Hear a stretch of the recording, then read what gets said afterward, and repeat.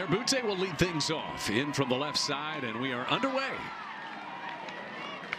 Boutte has been a regular part of this lineup in the leadoff spot. Kristen Vesely said, "We go as she goes." Kennedy Thomas, Jasmine Rowland, Taria Coleman is a former Sooner, in fact, and she'll be in the cleanup spot in the lineup. Nicole, when we talked to Kristen Vesely, and she said, with the injuries to our pitching staff, we have had to just try to outscore teams. How can you take advantage of that potentially if you're Kelly Maxwell, the aggressiveness? Oh, that right there. What Kelly Maxwell does best is she has late break and her movement travels so far. And so being able to bait these hitters who are aggressive with a pitch that's right on the corner, pitch one, maybe pitch two, you get to expand already early in the count, knowing that they're going to chase. Little tapper is foul. 42 runs scored for Boutte. She is a transfer from Tennessee, 2 seasons at Tennessee, and this is her first as a Houston Cougar. Very influential personality on this team. And a swing and a miss, drop third strike, but Hansen will pick it up and fire it down to first. And there's a strikeout to start things for Kelly Maxwell. And talk about taking advantage of the aggressiveness. And there it was right there with Kelly Maxwell expanding the zone with 2 strikes and getting the chase of Boutte. That is the tone that Coach Gassa wanted to see at the start of this game. Another lefty brings to the plate Kennedy Thomas, 388 hitter. Leads this team in hits and is 7th in the Big 12 with 50 hits. Elk Grove, California native, and she's a transfer from Cal.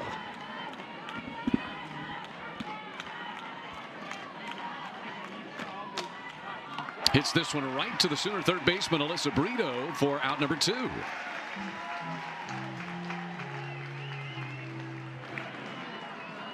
Another thing about having a team like Houston be so aggressive early in the count defensively, you have to be a little bit more on your feet. You're going to be a little bit more prepared. There's going to be balls that are going to be put in play because they're chasing those pitches early on. They're chasing the balls that aren't off the plate from Kelly Maxwell. Better be ready. Jasmine Rowland is in. First pitch swinging right there. Rowland, a grad transfer from Salt Lake City, and spent 3 seasons at Missouri, was all SEC freshman team there, and then 2 seasons at Arizona State, where she batted .306 with 10 home runs a season ago. 9 home runs this year for Jasmine Rowland. She had a 2-homer game in Game 3 against Oklahoma State. DJ, they fared well, even though they haven't always won against the best teams in the Big 12, including a win over Texas. Now, this Houston team goes as their offense goes. And if you look at their scores, there's so many times throughout the season that they just simply got outscored by opponents. And it's not that this team isn't talented. There is talent all up and down this lineup, but they've battled some injury in the circle, and with that sometimes comes the double-edged sword of we've got a great offense, but we also have to outscore people.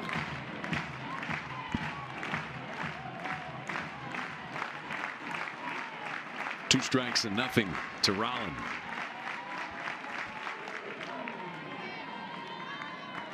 Crowd into it early. Sometimes when a team is aggressive, the crowd notices and they can kind of feel the energy. We were saying there was hardly any energy at the beginning of this game, but maybe that's what the Sooner crowd needed to wake up. Just missed down and in from Maxwell. One thing about Sooner fans are pretty softball savvy. They understand the game.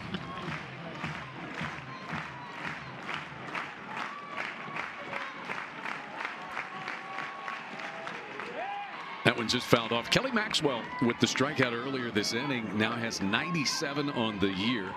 She is 3 away from her 4th 100 strikeout season at the collegiate level.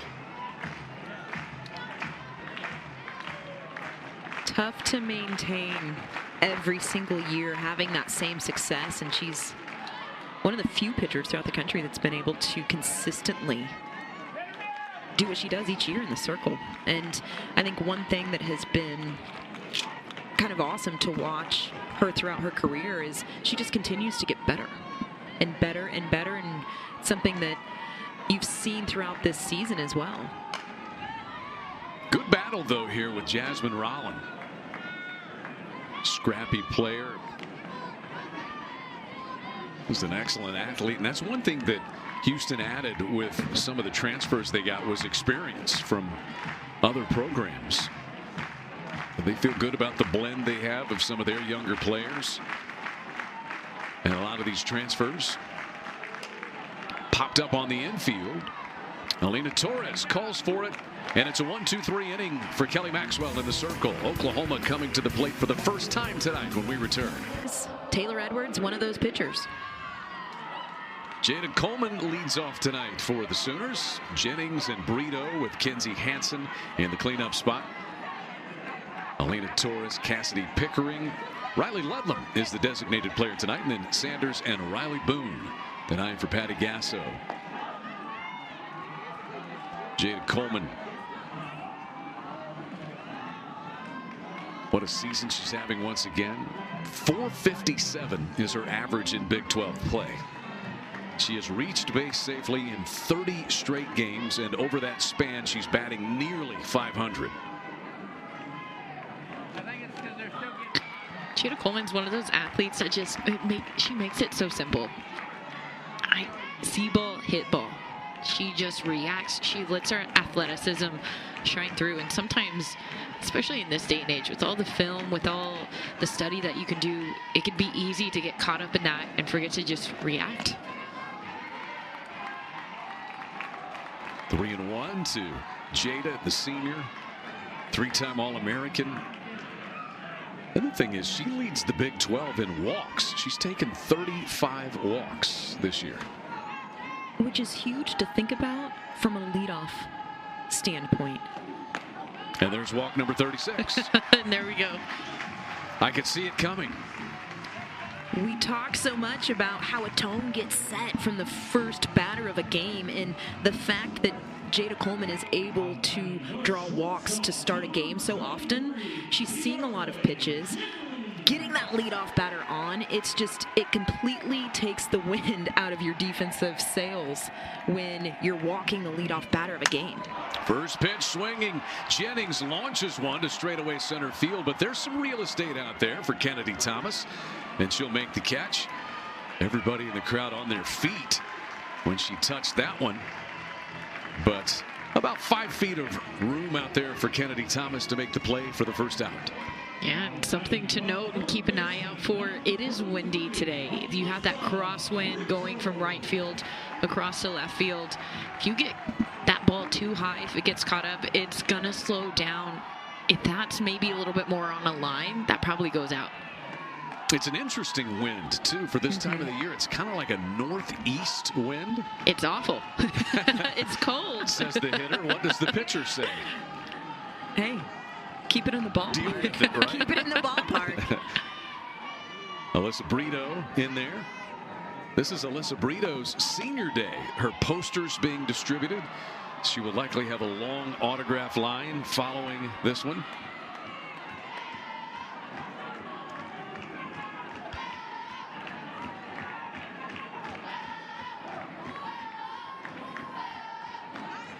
.427 hitter is Brito. That one just on the outside corner. Keith Kearney is our plate umpire. Hearing it from some of the Sooner faithful. It's a little tough. Man, rough crowd. Establish the river early, I always say. And there it is.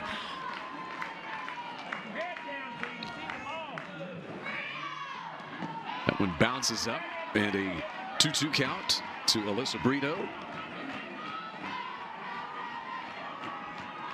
48 runs scored, 44 driven in, and a .427 average. She leads the Big 12 in total bases with 111. And hits this one into the air. Wynn's going to knock this one down as well. Paige Hulsey, the right fielder, in to make the play for out number 2. And Coleman stays at first. And this has to be a little bit into the game plan that Houston has, knowing, okay, Oklahoma, they're going to make contact. They're going to have solid, but there's some wind going on. How can we make them miss just enough so that the ball hangs up in the air, so that our defense can make plays? Kinsey Hansen with 2 down. And to that point, Nicole, you know the conversation in the Sooner dugout right now. You got to use the dirt. Yeah. Get the ball out of the air.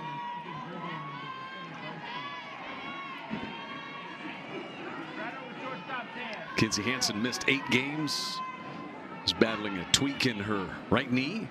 Back in the lineup, drills this one past the Sooner dugout, past Patty Gasso. That one looked like it was a hit and run. Jada Coleman was off on the pitch. Didn't even look whenever the ball was hit, so kind of assuming it was a hit and run. We talked to her before the game, and she said, all right, we're going to pull out the card. We are going to put some balls in play, make some action happen.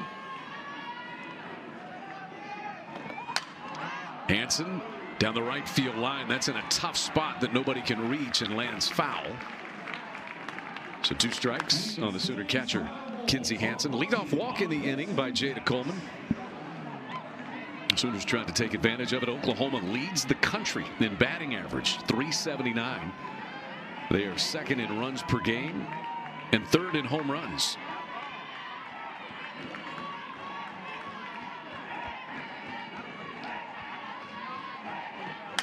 Hansen bouncing back up the middle into center. Up with it, Kennedy Thomas. And Jada Coleman will stop at 3rd.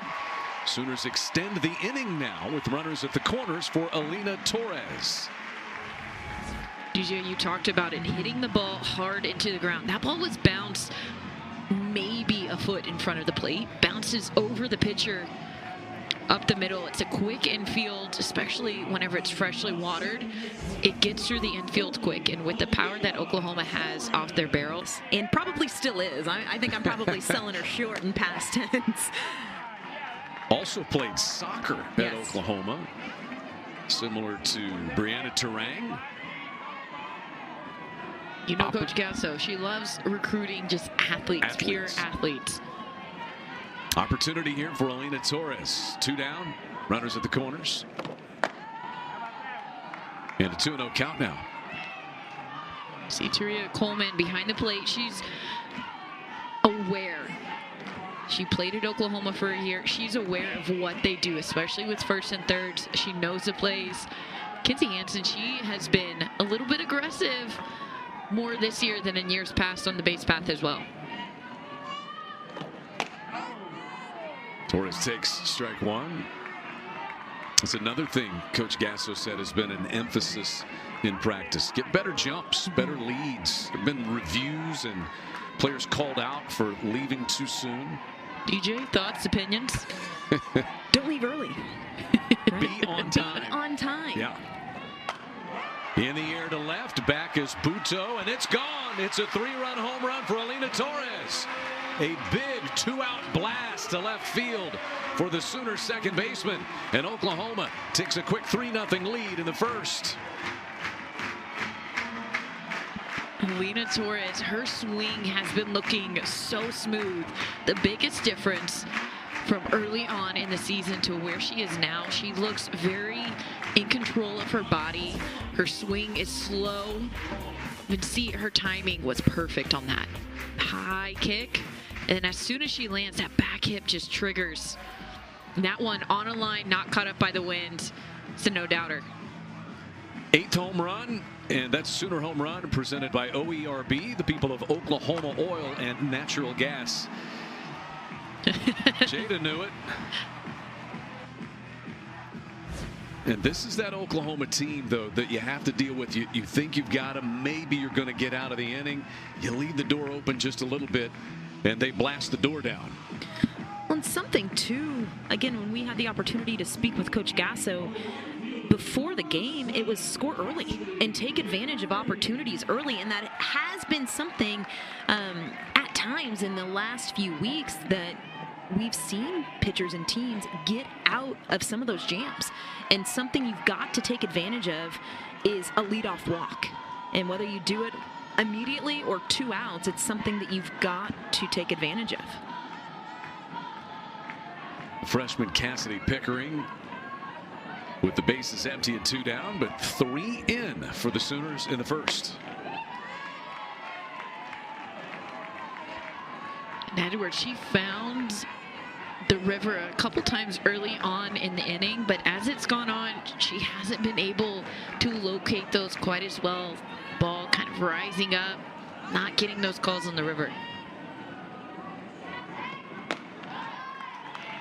2-0. It is a senior-heavy Oklahoma team, but these freshmen have certainly contributed very well.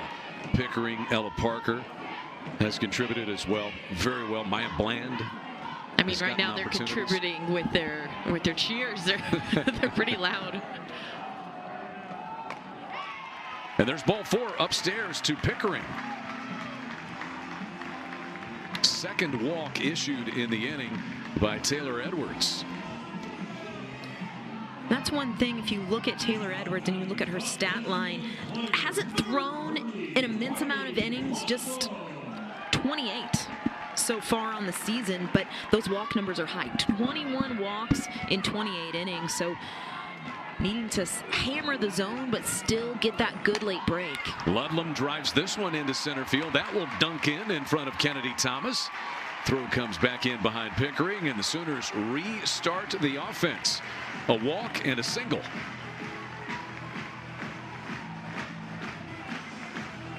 I was telling you before, I am a fan of Riley Ludlam. I feel like she gets good energy going for Oklahoma's lineup for their team. She always finds a way to just get one through, get one down. That's what you want, especially with 2 outs. Just continue this rally, continue jumping out early. Sydney Sanders with runners at first and second now. And if you're Edwards and you're facing Sanders, I would want to go off speed. I want to get her out in front. I want to catch her off guard. We've seen her. She's a little bit hit or miss with that pitch. You have 2 outs. Go there. And right now, so far, going through nearly the entire lineup here in the first, the off-speed hasn't been established effectively. And that's something, as you're seeing this Sooner lineup move, they're sitting on 1 speed. 13 home runs for Sanders, second on this Sooner team. Third, I should say, on this team. Oklahoma now 86 home runs as a team this year.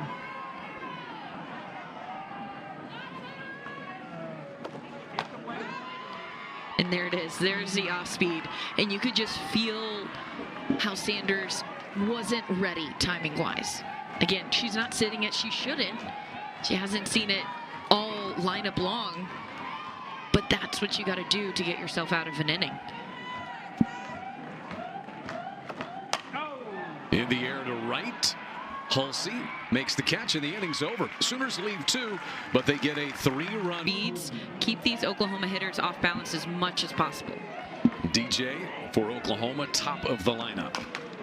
Taking care of the 1 through 5. If you look at the stat line for the Cougars, their 1 through 5 are all hitting above 300, a few pushing that 400 mark, but if you look at the 6 through 9, underneath the 300 spots. So for Kelly Maxwell, do not allow the top half of this lineup to set the tone for this Houston offense.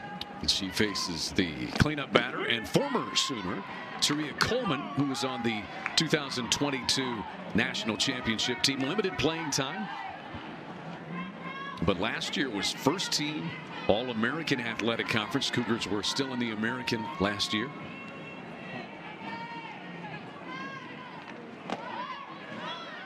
Offered at that pitch, and the count is 1-2. To that point of Taria Coleman being a transfer, this Houston team, you touched on it earlier, but this Houston team, out of their 23 players, 11 of them are transfers from a Power 5 conference, from a Power 5 school.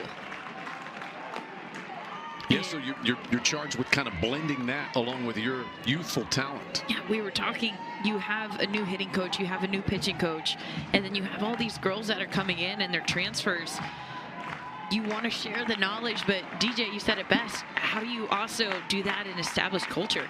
You know, and that's something, I mean, Coach Vesley and her staff, they've done such a tremendous job recruiting and also taking advantage of the transfer portal. But with that comes its own different set of challenges. And having a team that you're trying to get established in a new conference, along with players who maybe have different viewpoints from being at different programs. So I feel like at times it's a blessing, but also it can be a curse when you're trying to really build a strong culture. Yeah, and that's something, it's hard to get people to buy in. Sometimes it takes time, and that's what Houston, they've been trying to do this season, is just get that culture set up and get people to buy in. Pop up by Coleman. On the infield, Tiare Jennings over from shortstop to take care of it. And Kristen Vesley said, one thing we can do with that is just take advantage of our strengths. Her team has plus speed, and they are very aggressive along with that. And they've got a lot of strengths. You know, I could talk all day. I said earlier, I go, we should just have an inning where I tell Kristen Vesley stories. I'm down. But she recruits the type of player that she was. Line drive to left by Shelby Smith. Throw comes back in behind her from Riley Boone. And the crowd recognizing the attempt to throw in behind the runner there. Riley Boone showing off that arm of hers out in left. Speaking of aggressive and coming all the way from left field. First hit of the game for Houston. And Bree Cantu will be the batter. One of those transfers we spoke about. This is her third stop. Graduate student out of League City, Texas. Spent an abbreviated season at Texas Tech and then 2 years at Texas, 2021 and 2022. And this is her second year at Houston.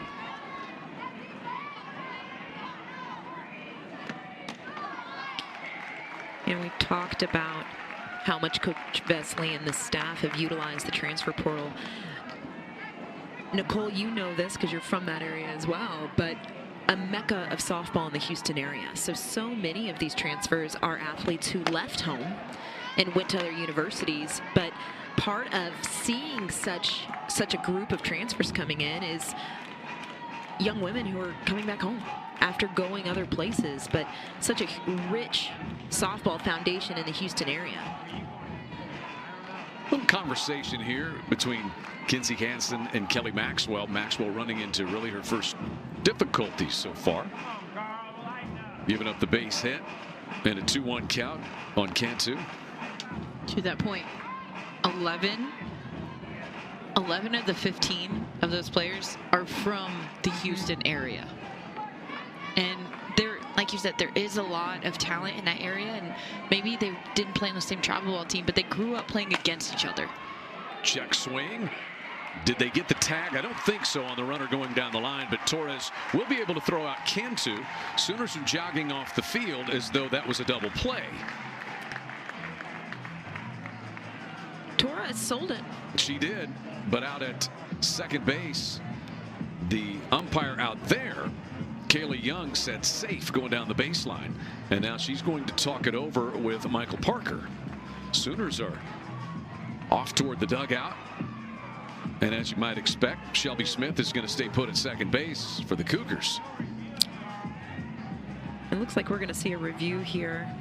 And I think that's the right call in this situation, because you saw Smith, she continued to run down.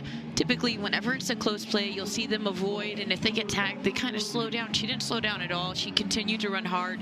She almost rounded like she was looking, okay, is a throw going to be thrown back here? Where did it go? She didn't look like a runner who just got tagged. And it wasn't a dramatic shift from Smith. You know, so often you see runners really try to evade the tag, and she didn't. And there was no hesitation. So curious to see what other looks we've got.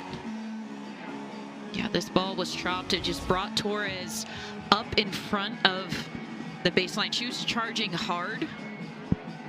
I see a lot of daylight.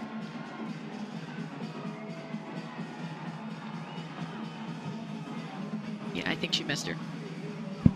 Hard to tell from that angle. And again, to overturn that call, it has to be undeniable, you know, and that it looks like she didn't get her, but from that angle, you can't say that is enough to overturn, at least if I were an umpire. I don't know. What do you think? Right now, the call is safe. And where we stand, I don't see enough evidence to flip it. I agree with that. So as they look at it, the plate umpire Keith Kearney and the third base umpire Kaylee Young reviewing this one. It will either be 2 down, runner at second, or inning-ending double play. Oklahoma with a 3-0 lead on a 3-run home run by Alina Torres in the first. Patiently waiting on it. And to shift that again, I think I misspoke. The call on the field right now is out at second. Otherwise, Houston running away saying throw another pitch. Let's go. Yeah. And the call on the field is out. And again, so you're right. The person was honestly just incredible, the way that she really got to know the athletes. Riley Boone leads off for the Sooners, the number 9 batter. Oklahoma got the 3 runs on 3 hits in the first. Left a couple out there, though.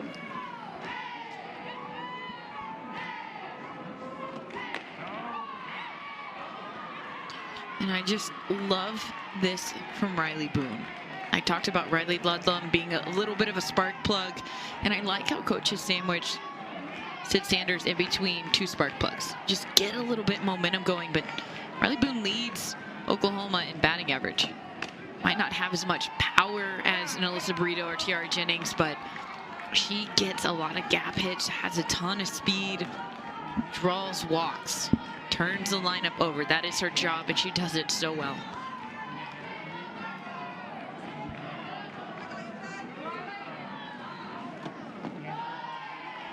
Down and away. Riley Boone was asked about that this week. She said, I'm just working on swinging hard. It's that simple, right? Love that idea. See the ball, hit the ball. It's a simple game.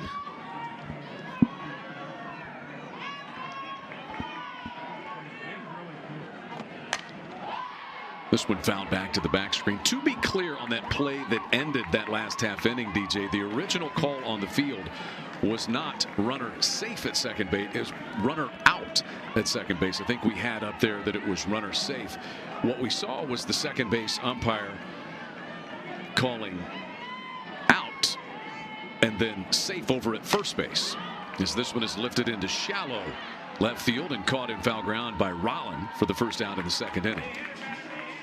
And it was a delayed call all the way around. And, you know, I think one of the toughest parts of all of that is I'm not so sure, even after watching it, that there was actually a tag. But the fact that the call on the field was out, I don't think that there was enough evidence to overturn it.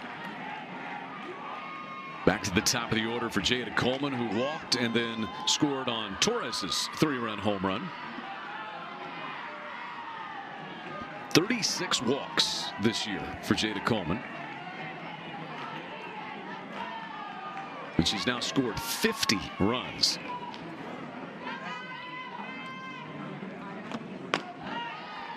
Jada does such a tremendous job of kind of bridging that gap, because you want your leadoff hitter to be aggressive, but you also want your leadoff hitter to be patient and see a lot of pitches. It's kind of a catch-22, and she bridges it so well of drawing walks and seeing pitches, but also coming out and setting the tone when she needs to.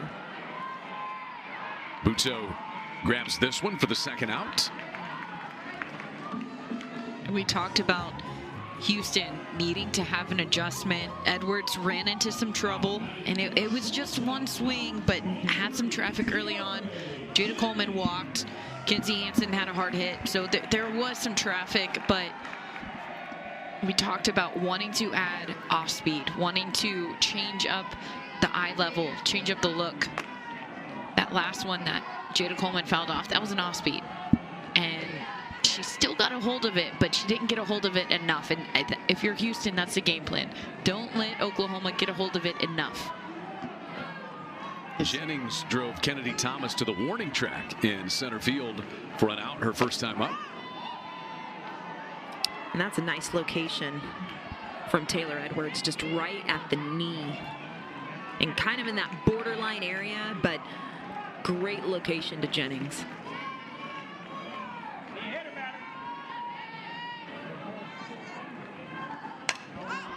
This one fouled back to the back screen. Spring football game moved back tomorrow on the University of Oklahoma campus from 1 o'clock to 2:30.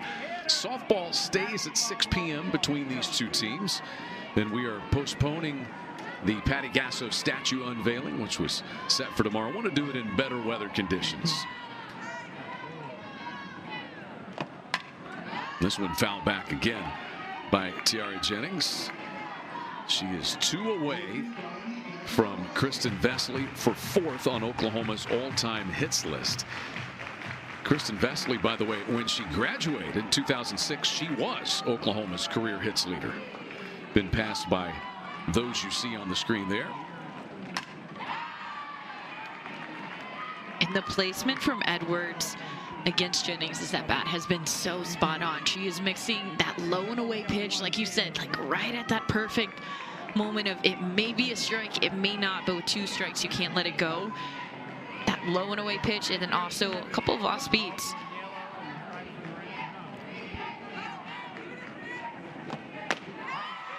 And another good 2-strike pitch from Edwards. Again, just misses, but those are the types of locations that set up the next pitch. And again, not allowing Jennings to sit on one side of the plate, keeping her honest and working the inner half. Good opportunity to change speeds here for Edwards. But couldn't locate it. And now a 3-2 pitch will come. 89 career home runs for Tiare Jennings. And at Oklahoma, that does not even get you into the top 5 all time.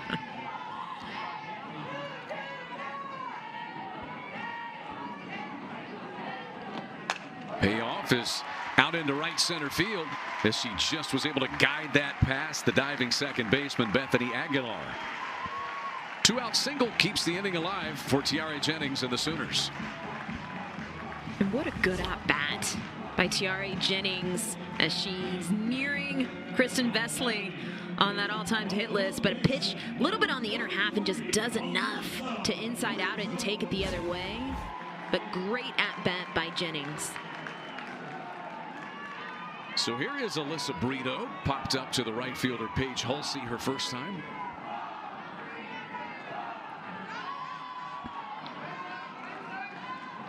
Alyssa Brito was part of the student-led Ignite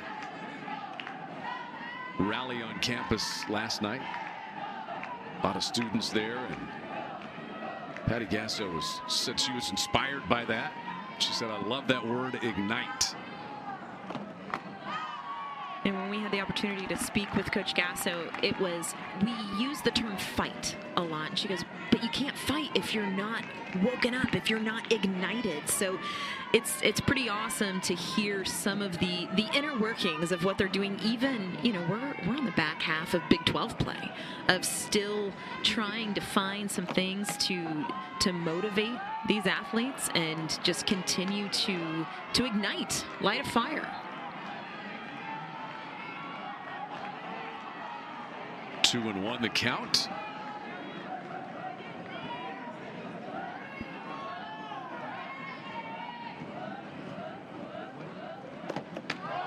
Up and in and got Brito. Plate umpire Keith Kearney says on the front wrist is where that ball came in and got her. It's one of those pitches that'll give you pause for a minute. That's why you wear your elbow guard. This one. That looked like even almost on the hand or wrist there, Nicole. It's like it grazed the elbow guard. Get the fingers. So a chance for a 2-out rally and Kinsey Hansen to the plate. Alina Torres' home run in the first came with 2 outs, and Kinsey Hansen was aboard after a base hit.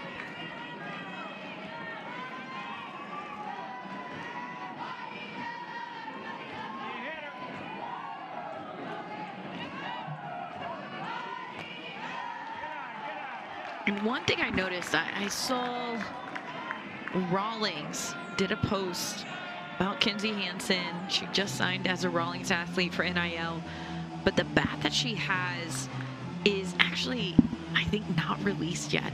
And so it's certified, it passed everything, but Rawlings hasn't released it. So you just see that black bat. There's no label, there's no name, no nothing. Kinsey Hansen, Riley Ludlam swung with it, but it's a test bat, basically. Top secret. It's a prototype. It's here, but not quite. But both of them had really hard hits up the middle. So I don't know. Take with that what you may. But feedback after today should probably be pretty positive. This feels like a dangerous pitch right now for Taylor Edwards, DJ. Well, she's finding herself. I mean, 2 quick outs early in this inning, but 2-0 runner in scoring position with Hansen. She's got to be very careful here. In the air to center, Thomas chases it down, and the inning is over. So a single and a hit batsman and 2 left for Oklahoma. 3-0 Oklahoma leads Houston. And Kelly Maxwell back out to the circle facing Bethany Aguilar, the second baseman, lower third of the lineup for the Cougars here. Maxwell has faced the minimum, but she did get a double play to end the second. A little bit outside. Construction is not quite as busy at Loves Field these days, and so the Sooners have actually been able to practice, take some swings, learn the outfield a little bit more in recent days. Nicole, what kind of an impact do you think that's maybe had on them? Learning your field. Yeah. That's for one. There's only so much you can do in pregame. And in the game, you're just reacting. It's instinct. You kind of get the feel for it. But being able to practice on a field day in and day out, that's why you can call it a home field. And I think that's part of the key, Nicole, of having that home field feeling. And I don't really feel like the Sooners have gotten completely settled in here at Loves Field yet. Well, before this week, they didn't even get to practice. Leadoff walk issued. So Maxwell gives out her first free pass. She surrendered 1 hit and now deals with the shortstop, Brooke Lorenzo. Lorenzo's an Ole Miss transfer. Played for the Rebels back in 2022 and has been the everyday shortstop here at Houston for the last 2 seasons. Trying to bunt this one and nearly picked off running down the line by Alyssa Brito. Brito charging hard. That bunt was just deflected towards third, the foul side, the dugout, third base dugout. But it's almost, if she didn't crash so hard, she probably would have caught that. She was crashing so hard as soon as she saw hands.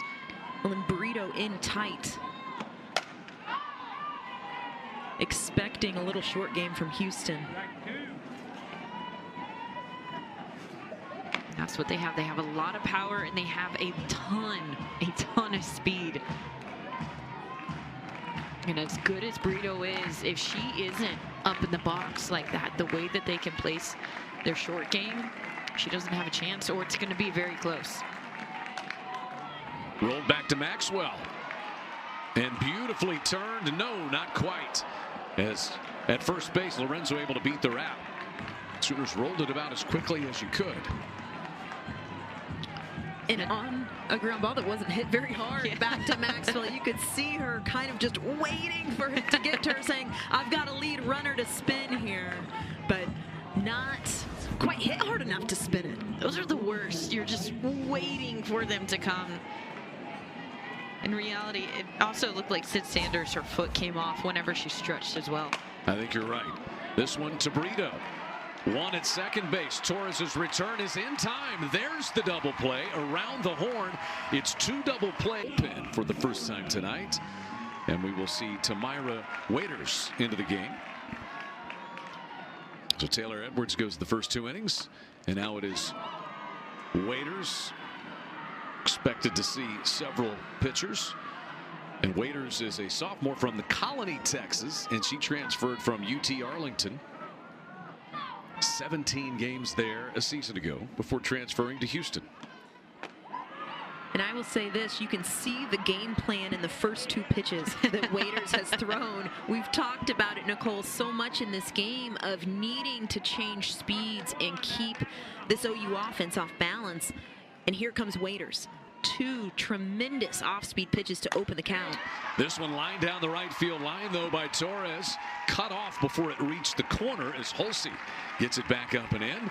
It is a leadoff single for Torres, and she is 2 for 2 tonight. And as beautiful as those off-speed pitches were, the adjustment and just sitting late from Torres, gorgeous. Reading the 2 off-speed pitches and then taking the velocity oppo. Yeah, and that's where location comes into play. You throw 2 off speeds back to back, and then you throw a low and away pitch that continues the same timing that she's seen. I would have wanted to see something tight in on the hands. I don't think she would have been quite as on time. 5th hit for the Sooners. It brings Cassidy Pickering to the plate. She drew a walk her first time. We stay up here long enough, Mindy, we're going to start calling pitches. I feel like that's where we're headed. I always try to. I don't know if you're supposed to or not, but I always try to. I'm out here making my own charts. Hit hard but foul up onto the concourse.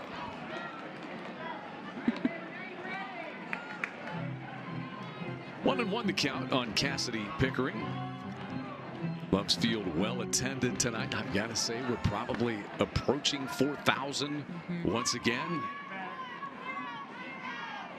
Going to be a little cooler tonight. Temperature going to get into the 50s, maybe the 40s before we're done. Depends upon what time it is once that sun sets. But these fans are not going to miss the opportunity to see this team. It's been pretty amazing. You know, it doesn't matter how early I get to the ballpark. There are always people lined up outside. Young ball players, young baseball players. It's pretty awesome to see the impact that the Sooners and just Loves Field in general has had on the community as a whole. And I've had them get angry with me that, you know, with the press pass, you come in a little early to start to go to work, and someone will go, hey, where's he going? Don't be a cheater.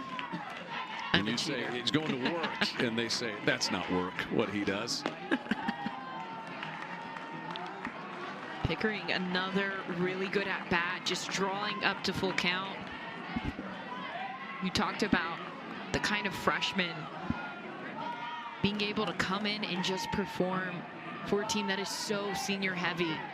It's not easy to crack this lineup. But also part of the culture that they encourage, support, and make sure that these freshmen have what they need. That allows them to be able to contribute more easily, doesn't it? Absolutely, and I feel like Cassidy Pickering is a good example of that, because she came in at one point early in the season, was leading this offense as far as batting average as a freshman on a team that has, I mean, start naming players. And as this season has gone along, I feel like you've seen her continue to evolve and have at bats like what we just saw there, of working counts, seeing pitches, and just continuing to be composed. She's starting to look like a vet, not a freshman.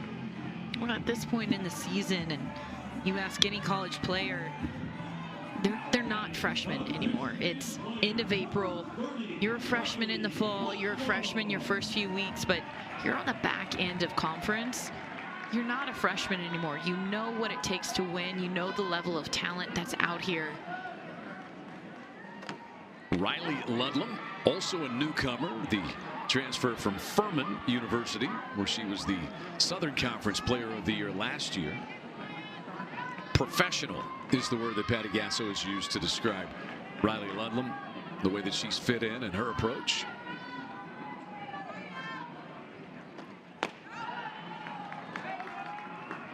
Has that unmarked bat.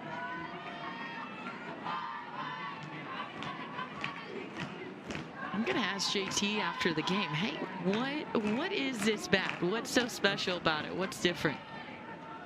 I think it's the neon bat tape. It's gotta help. Just in case you couldn't tell. That'll send it to 1-2 on Ludlam. Oklahoma left 2 runners in the first. They left 2 runners in the second. So haven't taken full advantage. But they have runners at first and second with nobody out to start the third.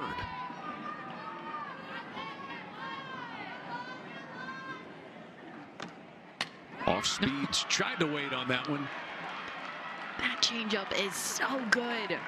I'm loving this pitch sequence and the spread between her hard pitch. Whenever she goes in tight on the hands, where I did Ludlam just a pitch before, had to be a defensive swing. And then you have that where it's so floaty, you just catch yourself just hitching to be able to hold your hands back. Popped up, foul, and that'll get just over the top of the screen. 1-2 on Ludlam. And if you're Ludlam, you're going to have to sit one of the 2 speeds. If you try to sit in between, you're going to get those foul balls. You're going to want to sit either hard or soft.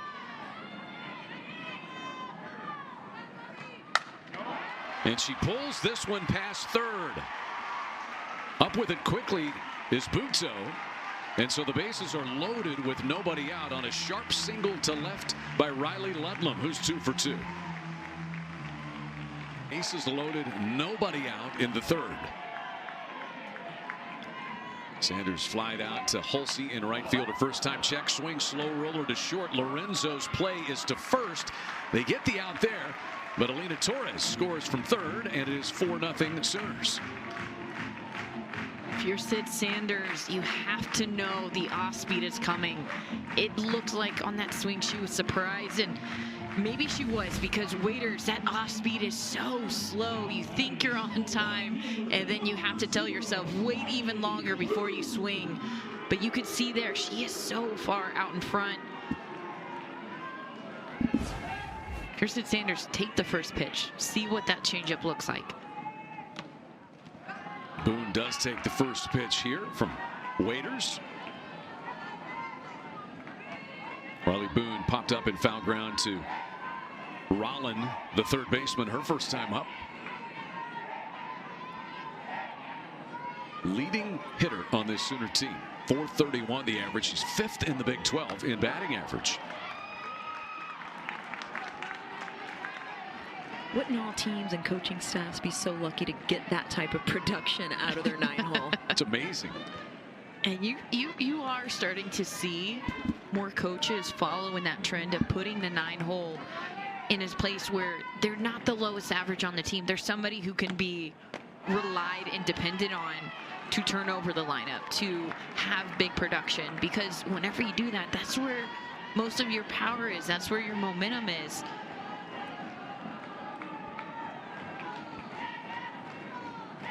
Three balls and no strikes with first base open and 1 down.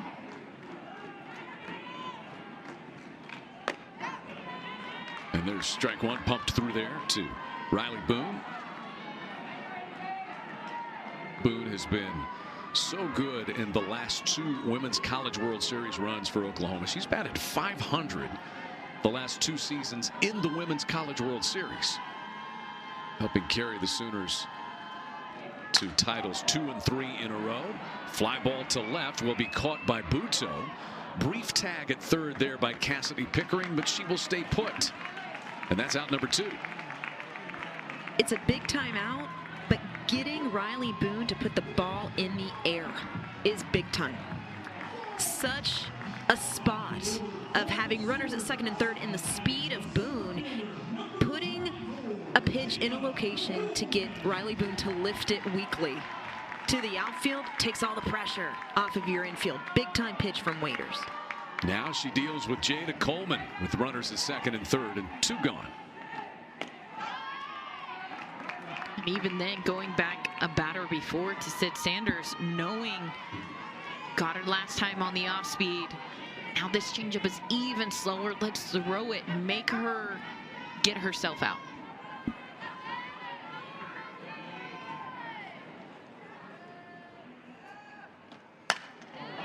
Coleman hits this one foul down the left field line, and Buto will run out of real estate over there against the foul wall. Jada walked and scored on the Alina Torres home run in the first, and then flied out to left in the second inning, batting for the 3rd time in as many innings. Oh, shortstop has the ball. No one's seeing it. That foul ball actually bounced back onto the field. No one saw it until a little bit later, but the umpire threw Waiters a ball. She was getting ready to throw. Jada Coleman was in the box, and the shortstop said, hey. You just walk in behind the runner out there at second base, and hey, look what I as soon found. as she steps off the bag, tag her. The old hidden ball trick. Another foul ball by Jada Coleman. You have to think, though, honestly, if Waiters could get out of this, which was bases loaded, nobody out, and give up only 1 on a ground ball. That's momentum. Pair that with Houston is about to have their 1-2-3 up in the top of the 4th. It's a big moment in this ball game. Nicely played there by Coleman behind the plate. This is when the ball came from the stands. Jada Coleman, little scared, didn't know what to do.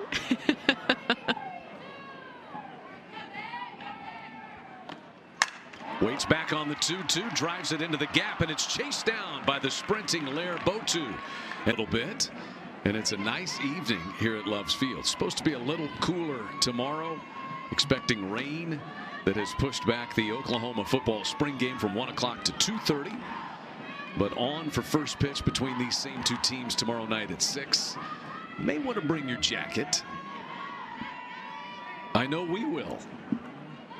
Top of the order, Butte leading things off against Kelly Maxwell. Maxwell's allowed a couple of base runners, 1 on a single, 1 on a walk, but 2 double plays turned defensively by the Sooners. And Maxwell has done a tremendous job so far in this ball game. Big spot here. I mean, Houston getting out of what really could have put a big gap in this ball game, only giving up the 1 run with bases loaded, and now in a spot with their top hitters due up in the inning. So Maxwell needing to get some of that momentum back in the Sooner dugout. Butte, a Riverside, California native. And she has been the catalyst, as we talked about, for this Houston offense. They can score nearly 7 runs per game. And there is ball 4, the second walk issued by Maxwell tonight. And each of those walks have been leadoff hitters of the inning, right? That's when you go down the cardinal sins of pitching. That's up there, probably number 1. But has done a good job of finding a way to get ground balls. But again, going through the table setters of this lineup. Thomas pops this one up, and what a play by Kinsey Hansen.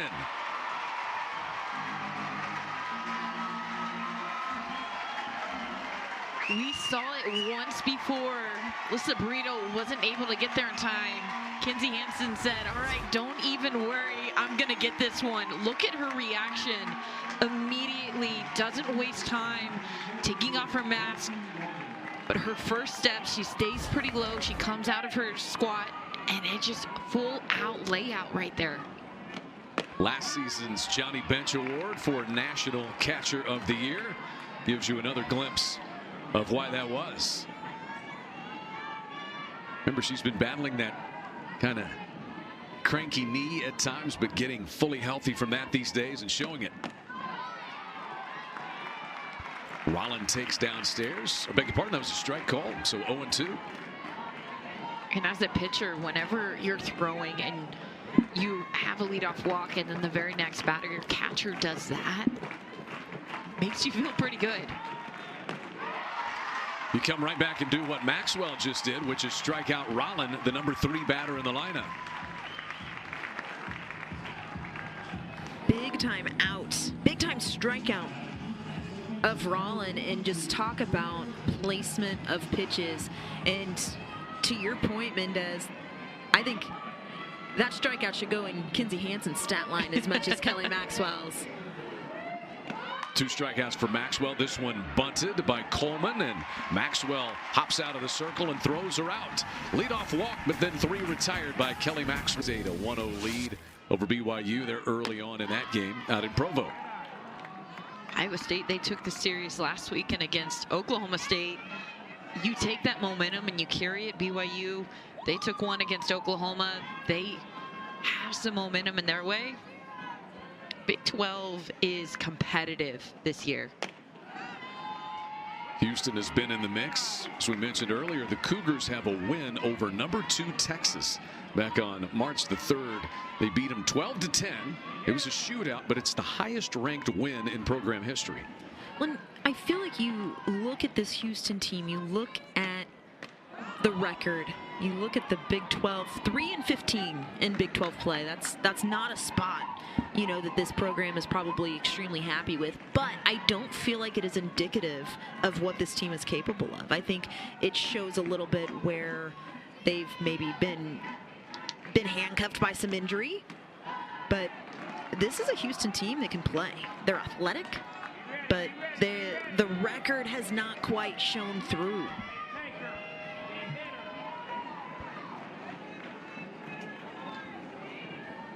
Tiare Jennings 1 for 2 and 1 hit shy of a 4th place tie for most hits in a Sooner career, and she draws the walk here.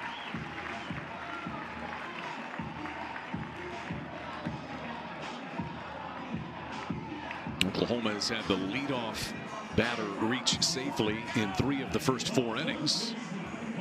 We talked about this in between some of the innings, but everyone knows, yes, get the leadoff on. It creates momentum, as Coach Gasso would say, ignite the inning, but you can't burn out that flame too quick. You have to bring those runs across. Ever since the first inning, Oklahoma, they've left 2 runners in scoring position, 2nd and 3rd, every single inning.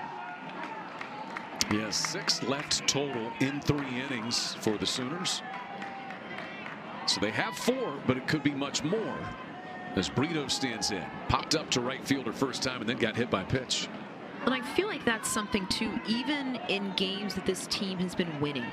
You look over the last 3 to 4 weeks, even in wins, you look at the missed opportunities of runs that didn't get put on the board. And you know that that is a conversation that has been had in the clubhouse, at practice, of taking advantage of runners being on base, but also being put on base early with nobody out.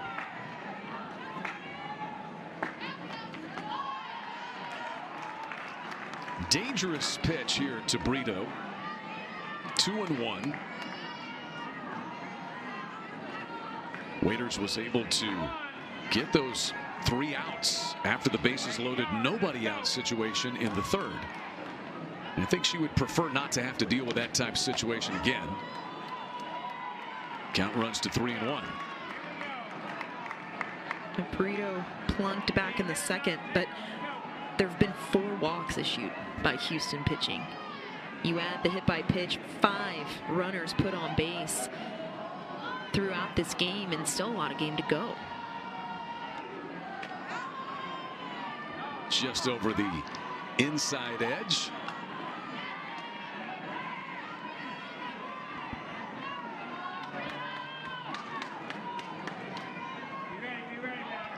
This is typically where Oklahoma starts to separate.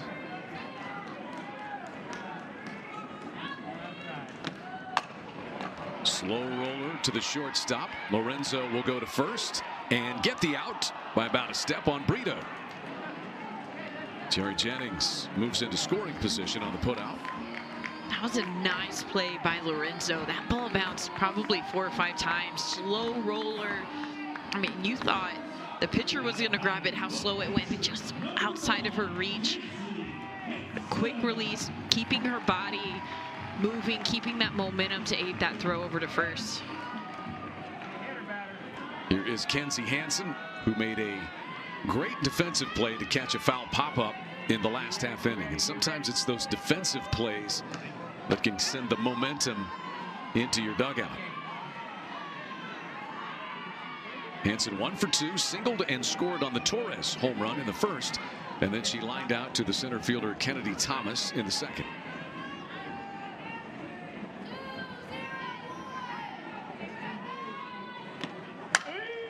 In the air, right center, and that will land in front of Kennedy Thomas this time. Hansen took a big turn at first and stopped. Tiare Jennings kind of had to hold up to make sure that Thomas did not catch it, so she reaches third, and it's runners at the corners and 1 down. The wind is blowing again. If you hit it anywhere towards right field, it's going to lift and it's going to carry. And as soon as that ball was hit, you automatically thought, ooh, that's going in the gap. That was hit hard. We'll see. She less runners on base. Bunt right back to Waiters. The throw comes home, but not in time as Jennings slides in safely. And Oklahoma has taken a 5-0 lead on a bunt by Alina Torres, who hit a 3-run home run back in the first. Coach Gasso said in pregame she was going to get the card out. Coming out of the bullpen for Waiters, threw some really quality pitches. Sooners are pitch running at first for Torres with Avery Hodge. And Cassidy Pickering. Violation on the action clock from the pitcher from Solis, so it's a 1-0 count, now 2-0. So the pitch clock violation against Solis. Tough spot. Just give her a moment, right? But you don't have a moment. The clock is ticking. Cassidy Pickering has walked twice. Kenzie Hansen at second, Avery Hodge at first.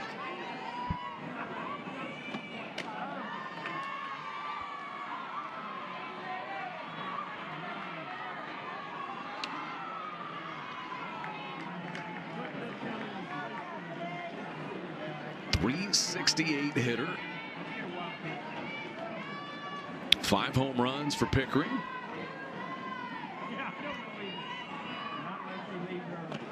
Pitch clock nearly got Solis again. She's using every last half millisecond. And part of that too, I mean, Solis walks into this, she's only thrown 5 2/3 inning on the entire season. So it's a freshman still kind of trying to settle in of just being in the game. Backhanded by the second baseman Aguilar, and the out will be at second base. 2 down. Hodge is forced out there. Hansen advances to third, and the batter will be Ludlam. Aguilar, you're grateful for Pickering placing it perfectly. Yes, it was backhand, but that momentum was carrying her over towards second base. Sooners are going to run Hannah Core at first for Cassidy Pickering now.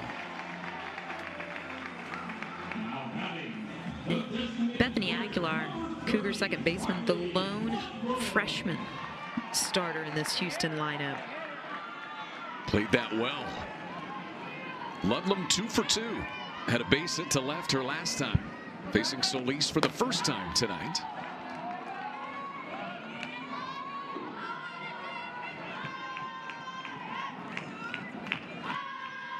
And you have to think with all the action calls that's come on, Hannah Core, one of the fastest runners for Oklahoma, first and third.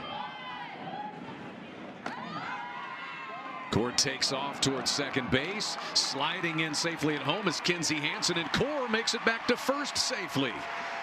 So the Sooners work the delayed steal, and you can't work it much better than that as it produces run number 6.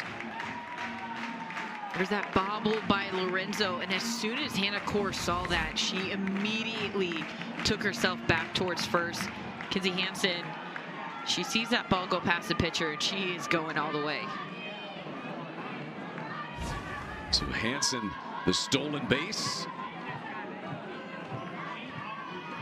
Sooners lead 6-0. And now Core's going to try to steal it, and she does. So the Sooners end up getting 2 stolen bases as Hannah Core swipes second. Seeing the Sooners put pressure on this Houston defense. On the base paths, we've seen the squeeze laid down in this inning. A first and third play. So putting the pressure on this defense and making them make a play. Core's 5th stolen base. That foul ball rattles up and over, and then that's the one that you're not looking out for and comes and crowns you in the back of the head on its way back. Almost made it into the cowboy hat. Souvenir either way. So it's a good day.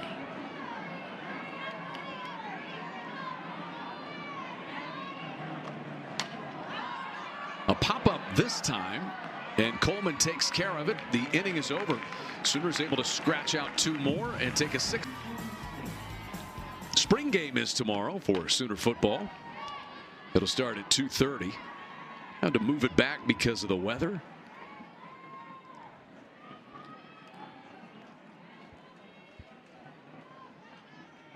Maxwell back out for the Sooners.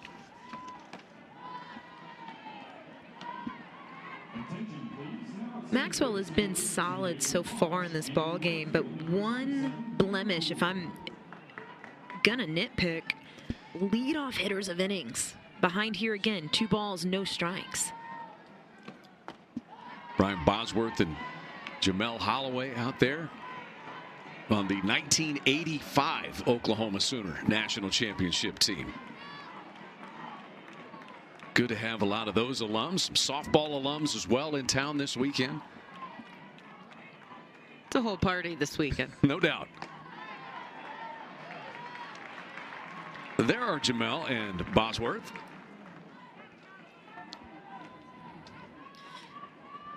And of course, Boz is drinking a Dr. Pepper. Yeah, I've seen those commercials. May have sold a few of those. He's good in those commercials. Yes. Swing and a miss here by Smith, and she's the first out in the 5th. Paul Feinbaum of the SEC Network in the house as well. No doubt to watch Brent Venable's Sooner football team tomorrow in the spring game and take in the volleyball or the softball tonight and everything on campus. What have you thought of Kelly Maxwell's night so far, DJ? That at bat right there. To her, and you can see a little bit of visible frustration. She's issuing a challenge. I love the way that Kelly Maxwell got that strikeout, but she's challenging her team to go, let's get more, let's finish this. We shouldn't be just content with getting some runs. Let's continue to uphold the standard of what Oklahoma softball is, and I think Kelly Maxwell is doing a fine job so far this inning. 3 strikeouts for Maxwell tonight. Cantu grounded out to the second baseman Torres back in the 2nd. And I think to your point, Nicole, one thing that Coach Gasso has been pushing to this team here in recent weeks is you can't turn on cruise control. It does not matter the score, it does not matter the opponent. You have got to finish with the same intensity and bring that intensity. And again, I think it goes back to igniting the fire and continuing it throughout the game.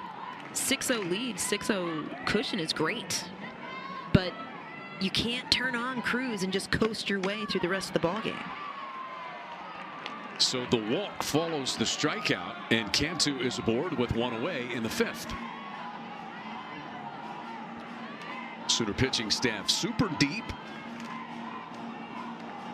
Saw Kirsten Deal throw a no-hitter against Tulsa. Her first career no-hitter in the midweek. Jen Rocha going over things over in the dugout. Bethany Aguilar, the batter. Over the outstretched glove of Sanders and down the right field line for a base hit. And that throw from Hannah Core was incredible. She caught that off balance. I love her reaction to the crowd's reaction. Just another day at the yard for Hannah Core. She's like, yeah, I do that every day, guys. Watch her body. I mean, her momentum is taking her away. Burrito doesn't even have to move, but to that point, you have the walk, and then you have that good hit by... One away.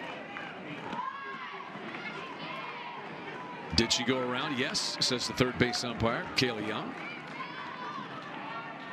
Lorenzo hit into a fielder's choice play back in the third.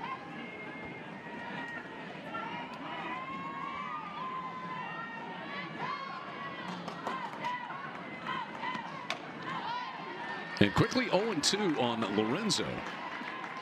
We talked about in the beginning of this game how aggressive Houston is in their at-bats. Kind of felt them quiet a little bit, but a quick 0-2. They are going after Kelly Maxwell's backdoor. That is the game plan right now for Houston.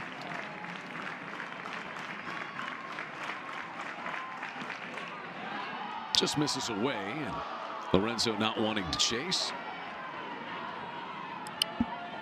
Good hold by Lorenzo, but you've got to love that two-strike spot coming from Kelly Maxwell.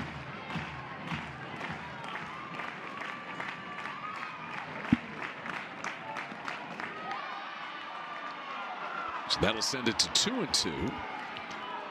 And that one is tough to take. The first one, maybe. The second one, if they're not calling it, don't swing, I guess. But that is such a good pitch. But again, it reinforces I'm looking for that backdoor. That's the pitch I'm hunting. There's a swing and a miss, and that is the 100th strikeout of the season for Kelly Maxwell. Fourth time that she has done that in her collegiate career. I love that pitch, and you can see Maria Jennings waving the K. But see how that ball is just slightly elevated. It goes back over the middle of the plate, but the elevation is something that Kelly Maxwell hadn't shown Lorenzo that whole entire at-bat. So just that different plane, that different look, is just enough to get that swing and miss. So Maxwell able to get a couple of big strikeouts in the inning. And she will face pinch hitter Kelly Repa, graduate transfer from Stephen F. Austin, and originally out of Round Rock, Texas. 2 down, runners at first and second.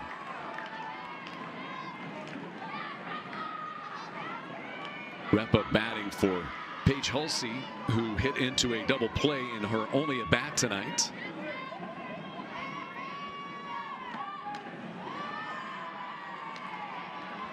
Two and 0.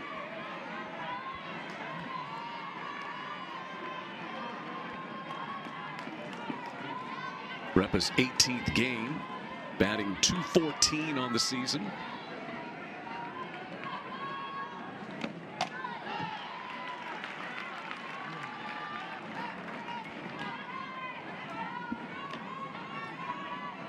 Maxwell has surrendered only 2 hits. She's done a good job of keeping this Houston offense at bay. On the other side of that, 3 walks surrendered by Maxwell. 2 of those have led off innings.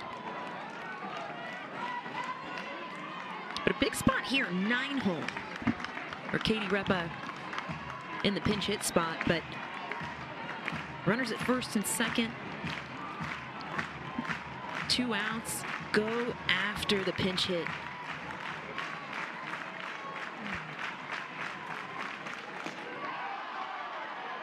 They will appeal, and no swing down at third base, so it's a full count.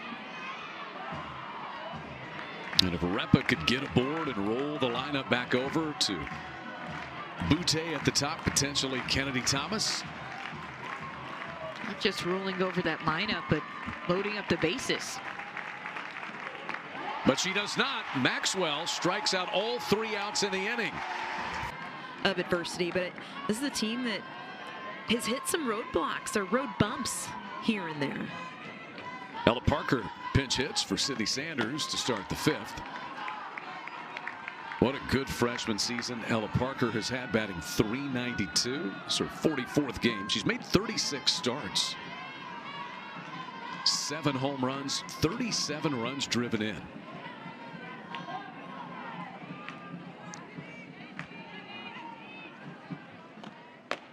Big hack at that one from Solis.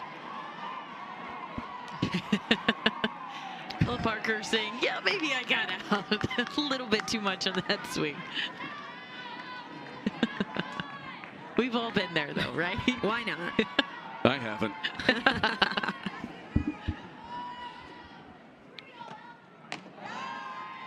A little bit outside. Solis came on in a very critical situation. Got those final 2 outs in the 4th inning, replacing Waiters. Limiting the damage for this Houston staff as they gave only 2 runs to the Sooners. Yeah, 6-0. I mean, that's a comfortable lead. But I've got to say, I mean, the 6 runs feel anticlimactic in a way, right? You've got the 3-run bomb by Torres, and there have been some really nicely executed things from the Sooners offensively, but I don't think that this Houston pitching staff has thrown poorly. They really haven't. And Parker takes the leadoff walk. The biggest blemish have been walks. That is the 5th walk delivered by Houston pitching. And 3 of them have led off an inning. 2 times those walks have scored to start the inning. As you said, the cardinal sin as a pitcher, give up that leadoff walk. And now Riley Boone is in for the Sooners.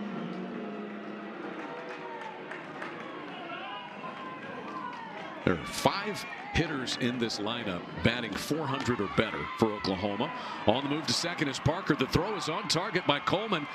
And the tag applied out there by Lorenzo. It's a caught stealing for the first out. Ella Parker, a lot of speed. That was a great throw by Coleman. I mean, perfectly executed right into the glove of Lorenzo, and all she had to do was apply a quick tag. Parker leads this team in stolen bases. I'd be curious to see the jump. And we had a very long conversation with Coach Gasso before the game, and something that they've been working on is being on time. Again, we're in unprecedented times this season, it feels like, with the review of having runners being called out for leaving early. Boone drives one deep to right field, circling it and making the catch out there is Halsey, who re-entered it to play right field. Kind of turned her around a little bit, but Boone is a long, loud out number 2 in the 5th. Huge grin from Coach Gasso as Riley Boone came flying around second base. Boone walking the box, basically trying to Happy Gilmore a home run out of here. But that wind, that crosswind, in props to Hewley, because there was a ball from Kinsey Hansen that dropped, and Hewley wasn't quite ready for it. As soon as Riley Boone hit that ball, Hewley tracked it, turned. She was really shallow right field, turned, but she stuck with that ball the whole way. As it got hung up, she was able to track it, but that's a great job by her out in right field. Rare hitless night for Jada Coleman. She did reach safely with a walk back in the 1st inning, and she has now reached base safely in 31 consecutive games. Walked and scored in the 1st on the Avery Ha, or I should say on the Elena Torres home run. Base is empty, 2 down. What a great job, though, by Solis so far out of the bullpen here. And the freshman, again, entered this game having only thrown 5 2/3 innings. I mean, we talk so much about, at this point, we talked about it earlier in the game. At this point, freshmen aren't freshmen anymore. Solis doesn't have those innings under her belt. She has the experience of the season, but 5 innings isn't getting her chops in the circle as a freshman yet, but she's really come in and done a good job. But it's the thought of, what do you have to lose? Agreed. Oklahoma has already scored several runs. I don't have a ton of innings underneath my belt, but what do I have to lose? Just throw my stuff. Coleman hits a rocket back up the middle to extend the inning. That's her first base hit, and she's on base for the second time tonight. Jada kind of reaching out for that pitch. Kind of in a tough location, but did a good job. 8 hits for the Sooners. Tiare Jennings had 1 of them back in the second. Also walked and scored in the 4th.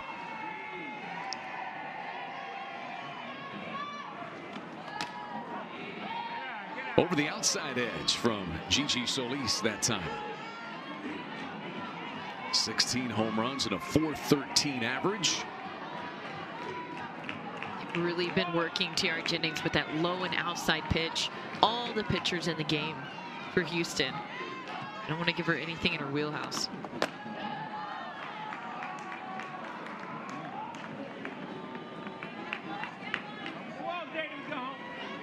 What she does so well that makes her such a great hitter is getting her barrel on the plane of the ball very early, and then she just continues to ride it out throughout the rest of her swing.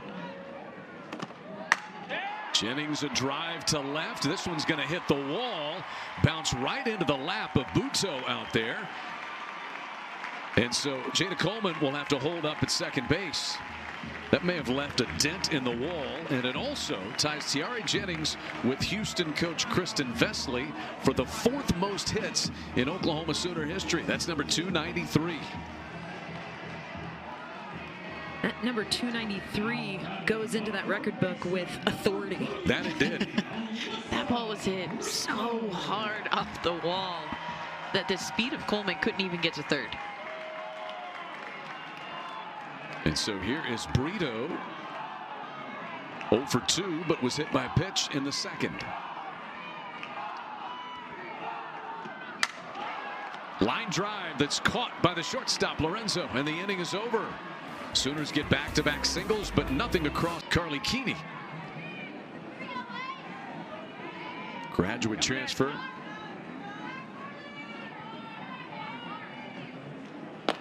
She's kind of been that stopper out of the bullpen. 17 appearances out of the bullpen this season for Carly Keeney, and a loves pitching change. Loves travel stops the heart of the highway. Has to face the top of the lineup. Butte to start is 0 for 1 with a walk and a strikeout, and rolls this one to first, but a foul ball.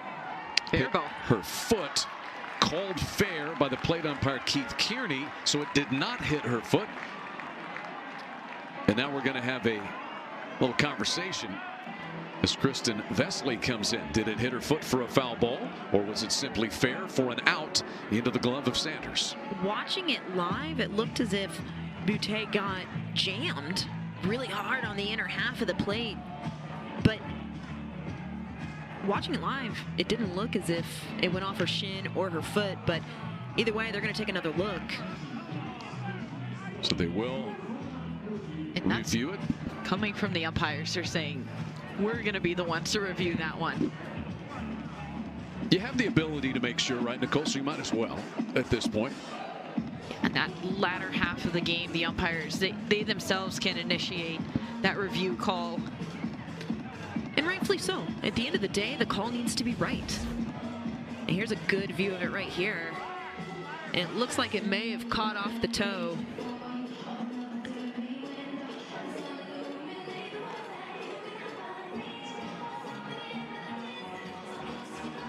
I mean, right now, I don't know. I think this is going to be the best view, and to me, It's out in front of the box. I don't think so. I don't think it hits her foot. So remember, the call was fair ball out at first base. Well, and something that Butte did. Like, talk about somebody who's still in the game. That is a busy, plugged-in schedule for Coach Nod, as they call her. And the call has been affirmed upon review. It is an out. A 3 unassisted putout at first base on Butte to start the 6th. That'll bring in Kennedy Thomas, who is 0 for 2.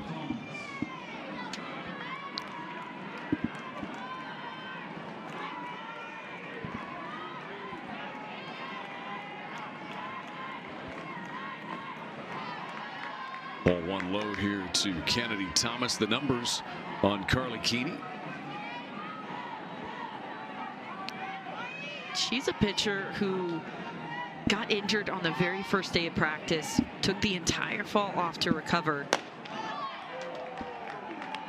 But she throws with authority. She has confidence. She is a competitor.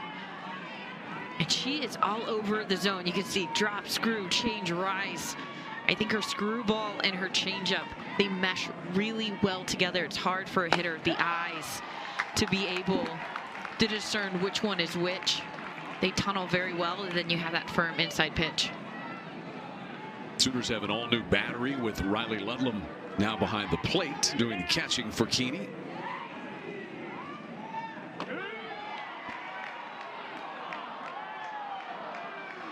Three and one to Thomas. She lined out to third in the first inning and then popped up to the catcher at the time, Kinsey Hansen, who made a great diving play behind the plate to get her out back in the 4th. And a full count now.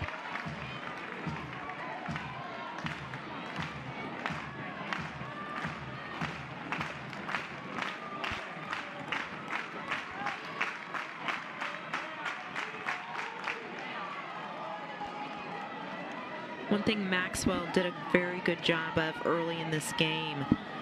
The 1-2-3 for Houston, hitless so far. And again, these are the table setters for this Houston offense. Keeney doing a good job of retiring Butte. So spot here for Keeney to not allow the top half of this Houston lineup to get anything done for Houston.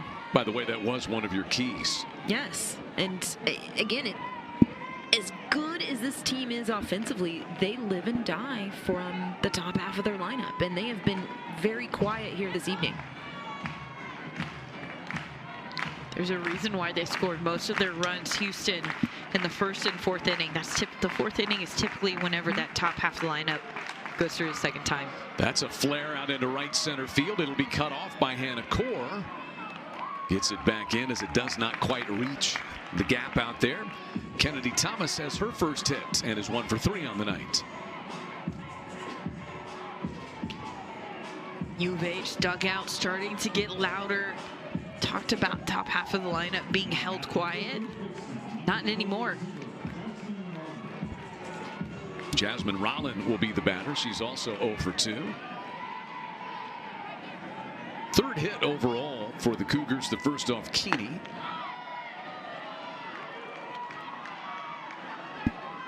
Curious how hard that pitch was. That one looked really firm from Keeney. Feel a lot of speed from her, just firmness with her pitches. Well, she's such a different look coming from Kelly Maxwell. And, you know, we're talking about the top half of this lineup being held quiet. Up until this inning, lefty-lefty matchup. Now you've got Keeney from the other side. And, you know, it changes the game a little bit. It changes the way that these lefties are seeing the ball out of the hand. Yeah, the top 4 and 6 of the 9 in the lineup for Houston are left-handers. That roller to the second baseman, Avery Hodge. And Kennedy Thomas is forced out at second base. Rollins safe at first on the fielder's choice play. 2 down. That was smooth by Hodge. Had to wait for that second hop, but just shoveling it out of her glove quickly, and a good stretch by Jennings to get that out of second. Because again, top of the lineup, they get on base, they have a lot of power, but they have a lot of speed. They're going to get there quick. Here's Saria Coleman. Ludlam blocks that one. Ludlam almost tripped over her own feet blocking that one. Been so valuable to have Riley Ludlam for the Sooners. Veteran Southern Conference Player of the Year last year when Kinsey Hansen was getting healthy, to be able to have her, and in situations like this. And we actually talked, Chad, before the game started, when we saw the lineup and saw Ludlam in the DP slot, that there would be potentially an opportunity to see Ludlam behind the plate as this game went along, to give Hansen a little bit of a rest. Again, getting back to 100%, and Hansen definitely looks there, but got a 6-0 cushion. Give her a break. Jennings pumps it across to first to retire Coleman, inning over, a base hit. Kansas having a good conference season, something we haven't seen out of that program in a minute. 11-7, the Jayhawks entering the day. Not just good, they haven't won 11 games in conference since 1997. Yes. I was there for some of those. Couple rough years on that coaching staff. Kinsey Hansen back up there. 2 hits tonight for the Sooners senior catcher. She's 2 for 3, 2 runs scored.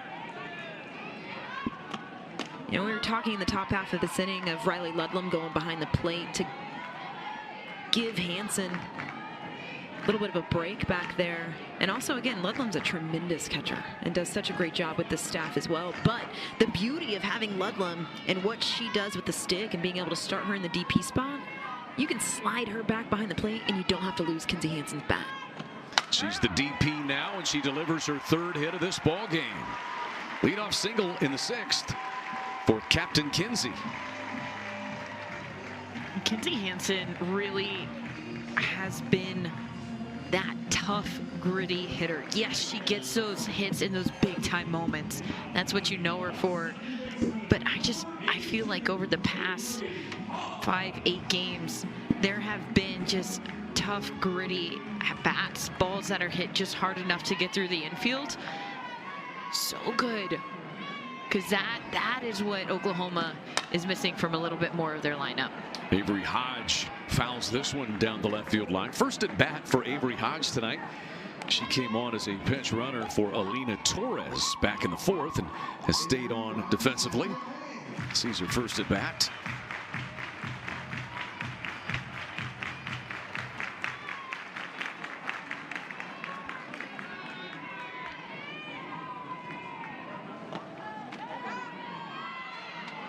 Strike 2, good off-speed pitch. Yeah, so Lee's pulling the string a little bit. And I feel like I'm going to continue to say it all game. The 6-run lead that the Sooners have, I do not feel is completely reflective of what these pitchers have done for Houston. Ripped back up the middle by Avery Hodge. Hansen's going to turn and try for 3rd. It's a strike thrown by Thomas. Hansen dives in, and Hodge is able to go to second base on the play. Looks like Kinsey Hansen's okay. She kind of went in hard down there at 3rd. It was a good throw by Thomas, who came up cleanly with it. And now I think they may want to have a look at that play at 3rd base. The call is safe on Kinsey Hansen there, and we'll have another look or two. I'll say this. Kinsey Hansen, and we've seen this throughout the game, and I think that's why I continue to say we haven't seen a ton of things get squared up, even though there's 11 hits on the board, and Avery Hodge squared one up there. However, on the base paths and executing some bunts and a little bit of short game here and there, OU has just absolutely put pressure on this Houston defense and have challenged them to make plays, just like what Kinsey Hansen did here. I mean, she didn't even slow down. Again, talk about gritty. And the throw beat her, but I mean, and it's tough because it's the umpire's right in the view. But that throw's a little lower. I think her hand might get in. You know, pretty good throw coming from Kennedy Thomas from center field, but that throw gets down and Rollin is able to lay the tag a little bit quicker. Hansen's out. Great throw from Kennedy Thomas, especially whenever you put it into perspective. She was shallow, expecting Avery Hodge to have a slap, a little bit of a flare. So she's shallow and in left center. So she's running the opposite direction of where the ball is going to be thrown and has to plant quickly and throw a ball. 3 hits for Kinsey Hansen. How about Avery Hodge? After the initial attempt that went foul, ripping one into center field, call on the field is upheld. And so the Sooners runners at second and third and nobody out. Jada Coleman in this dugout going crazy, showing the safe sign. As soon as Kinsey Hansen was called safe, I think Jada Coleman ran out of the dugout and started grittying in the cheering back in.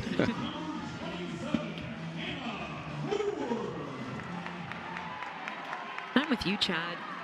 Great job by Avery Hodge. First at bat of the ball game for Hodge. And again, represents what would be the game-ending run in this ball game. And a core pops this one up. That hits the back screen. And then it's caught by Coleman. Optical illusion there. If you don't notice it hits the back screen, watching from the behind home plate view, and you're like, oh, that's an out. No, it hit the screen.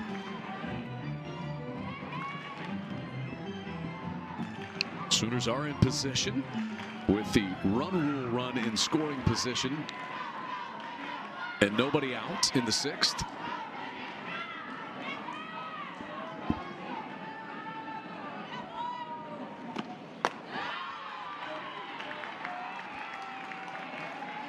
So at least here, you have a little bit of pressure. Oklahoma, they've come out swinging, powerful, aggressive, the top half of the 6th inning.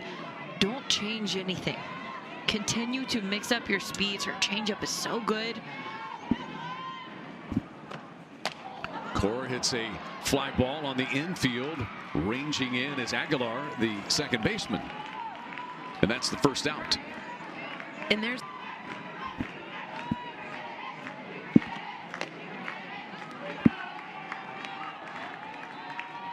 Hansen and Hodge have base hits in the inning.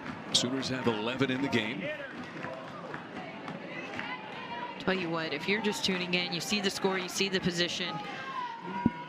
Oklahoma, they're up 6-0. They're trying to look to run rule with just a base hit here. But Solis, a freshman, going into this game with only 5 innings. If I'm her coach, I'm looking to put her into these situations again and again. Because to me, she has proven herself that she can hang with Oklahoma. She can hang with anybody. And Waiters was pretty solid before her coming out of the bullpen as well. Yeah, I mean, if you look at the runs that were scored off of Waiters, it was a squeeze bunt, right? And a little check swing ground ball that really and truly, there just wasn't a play with a runner at third. You know, in the fielder's choice that put a run on the board. But you look at the runs that were given up there, nothing really squared up off of Waiters. A walk to Lilio loads the bases. So Quincy Lilio strides down to first. 6th walk today. Batted for her and drew a walk in the 5th. Sanders drove in a run with a ground ball in the 3rd. Bases loaded and only 1 down.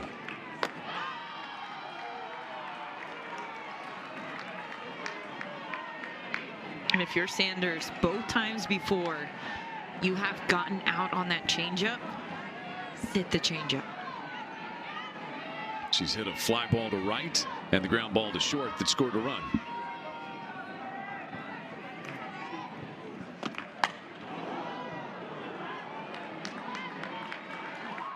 That sent Alyssa Brito backing away as it bounced over into the dugout.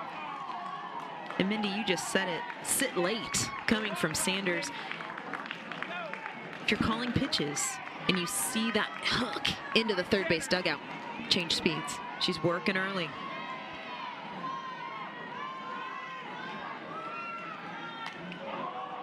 And there it is. If you're Solis, you want to lull Sanders out in front, speed her up with something in. If you get her, you get her, and if not, go back to the off speed. That's the name of the game. distort timing. That's what pitching is, right? Distorting timing. And overall, for the most part, Houston pitching has done a decent job of it here tonight. 2-2. Blocked by Coleman. Coleman's done a good job back there for Houston. We talked to Kristen Vesely, and same thing as Oklahoma with Kenzie Hansen. Want to save as much wear and tear on those catchers as you possibly can. Also one of the best bats in the lineup for Houston as well.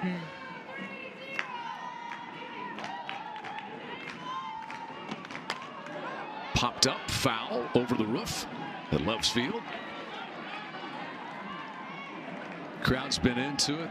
Busy weekend on the campus. The RVs are out in the Lloyd Noble Center parking lot. They're going to tailgate before the spring football game tomorrow. Because if you're going to practice for the fall, it has to be in the tailgating department as well. Absolutely. Bring your blankets, bring your jackets. It's going to be chilly. Another foul ball from Sanders. Well, hey, if you're going to practice for the fall, the weather might as well match. You're right. So at least nice job not only throwing that off speed, but putting it in a place where it's not too much on the plate. Sanders can't get a hold of too much of it.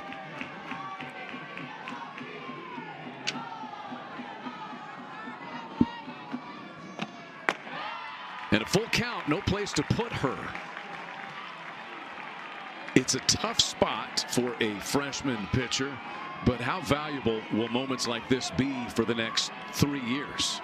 Without a doubt, you cannot. And again, there's pressure in this spot, but you're also down 6-0, right? So for Solis, make your pitch, hammer the zone, put the pressure on Sydney Sanders, and there is a pitch clock violation.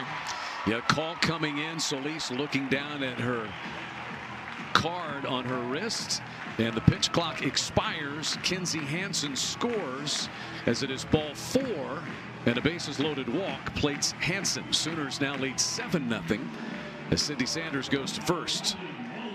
Solis started her outing with a pitch clock violation. Has several times gotten really, really close. Riley Boone now with the potential winning run at third. And that's one of the great things about this sport is how fast it moves. But when you are a young pitcher out there, it's moving too fast at times. I've seen Riley Boone do almost not a slap, but it's a shuffle in the box. And we saw her do that when she flew out to right in her last at bat. This is backhanded. The throw comes home, and Hodge is out at the plate. Nicely done there by Lorenzo to Coleman. And that's the second out. It's a good job by the junior Brooke Lorenzo. Staying under control, having that urgency, but not having panic. So the bases are still loaded. The winning run is at third, but now 2 outs for Jada Coleman. Again, with Solis having the composure, especially after getting the pitch clock violation walk. That is going to end it. A laced double into left center by Jada Coleman scores Quincy Lilio, and the Sooners walk off with a win in the series opener against Houston. 8-0 is the final. 2 hits on